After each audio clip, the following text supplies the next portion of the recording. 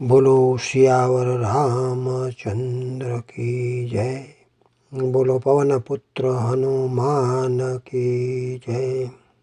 प्रिय आत्मजनों, यही YouTube channel all time happiness के द्वारा अद्भुत हनुमान तत्व 1 से 4 में हमने हनुमान तत्व के बारे में बहुत कुछ जाना।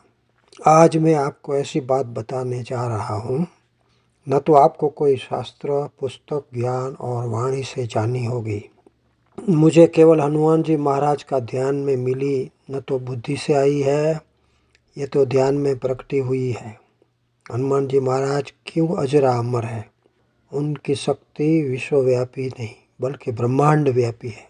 ये तो ऐसे सूर्य देवता की अग्नि, गर्मी, ब्रह्मांड के बर्फीले ग्रह और पूरी गैलेक्सी के आर पार जाने की क्षमता हनुमान जी महाराज में है, क्योंकि ब्रह्मांड का जो संचालन करने वाली दिव्य चेतना शक्ति का वे घनीभूत स्वरूप है। इसलिए हनुमान जी महाराज अजरा अमर है।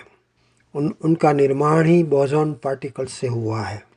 इस बात का कहीं जिक्र नहीं है। बोसॉन पार्टिकल ब्रह्मांड का मूलभूत स्वरूप है। यही शताब्दी में हमारे वैज्ञानिकों ने इकट्ठे होके कोलोनॉइडल बना के बोसॉन और गॉड पार्टिकल को जानने का प्रयोग किया है, लेकिन उतनी सफलता मिली नहीं है। कुछ सालों के पश्चात कुछ सूक्ष्म जानकारी भविष्य में मिल सकती है, जिसकी वजह से मानव जात को कुछ सिद्धियां भविष्य में प्राप्त हो सकती है। एक खास प्रयोजन हेतु हमारा मनुष्य लोक यानी कि पृथ्वी लोक का निर्माण कुदरत ने किया है। हमें पता ही नहीं है, इसलिए हम मनुष्य जीवन पशु की भ्रांति जीकर पूरा करते हैं। ये हमारा बड़ा दुर्भाग्य है। पृथ्वी लोक के कुछ चौकस कानून हैं, जिनकी जानकारी मुझे प्राप्त हुई है, वो मैं किसी वीडियो में बाद में बताऊंगा। हम जो ईश्वर के बारे में अभी जो जानते हैं वो सामान्य जन के लिए ठीक है। जो लोग जागरूक होकर सुप्रीम दिव्य चेतना के साथ अनुसंधान की कोशिश कर रहे हैं और जो उनसे करीब है, उनके लिए शास्त्र ज्ञान, ईश्वर, धार्मिक पंथे थोड़ी सी अड़चन पैदा करने वाला बन जाता है।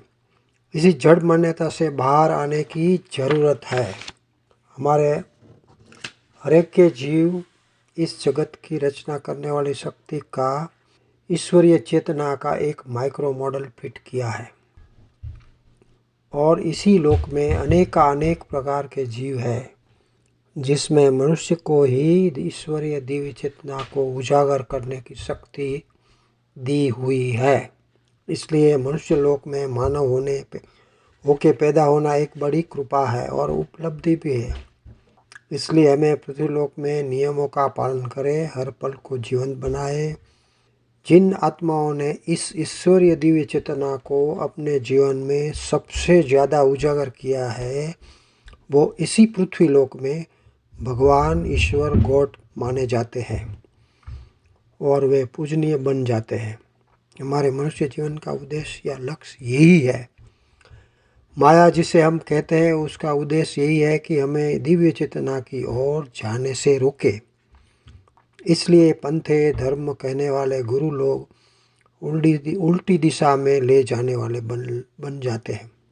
लेकिन उसी लोक में माया का खेल भी बड़ा अद्भुत है। गलत तो कुछ है ही नहीं, सब खिलवाड़ है। बाकी मनुष्य जीवन का अंत मृत्यु बहुत ही सुंदर है। जीते जी यदि उनका अनुभव हो जाए तो हम लोग हर रोज मौत को पुकारने लगे।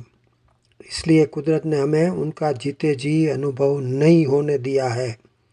एक जागरूक होने वाली आत्मा के लिए रामायण, महाभारत, कुरान, बाइबल, गीता सब वार्ता से विषय कुछ नहीं रह जाता।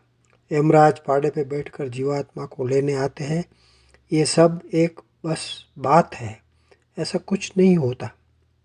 हम अगले वीडियो में और जानकारी प्राप्त करते रहेंगे। सबको मेरा नमस्कार।